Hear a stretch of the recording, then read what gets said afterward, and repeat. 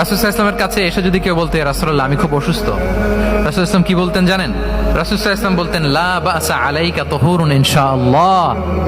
ইয়া রাসূলুল্লাহ আমি অসুস্থ, রাসূল সাল্লাল্লাহু আলাইহি ওয়াসাল্লাম বলতেন, আরে don't worry, it will cleanse up you from your sins if আল্লাহ উইশ, ইনশাআল্লাহ।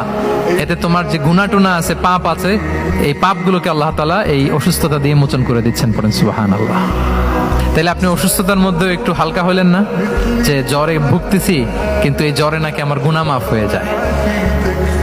পেটের ব্যথায় আক্রান্ত, মাথা ব্যথায় আক্রান্ত, কিন্তু এটাতে নাকি আল্লাহ আমার পাপ মোচন করে দেয়, তাহলে একটু ভালো লাগবে না? তাহলে দেখেন, একটা কঠিন পরিবেশকে রাসূল সাল্লাল্লাহু আলাইহি ওয়াসাল্লাম সহজ করতেন। অসুস্থ শুনলেই লা বাস তুহুরুন ইনশাআল্লাহ, আর কিছু হবে না, আল্লাহ তোমার গুনাহ মাফ করে দিচ্ছে। অসুস্থ ব্যক্তি দেখলেই মাথায় হাত দিয়ে দোয়া করতেন, আল্লাহুম্মা রাব্বান নাস আযহিবিল বাস ইশফি আনতাশ শাফি লা শিফাআ ইল্লা শিফাউক শিফাআন লা ইউগাদিরু সাকামা। উজ্জীবিত হয়ে যেত অসুস্থ ব্যক্তি।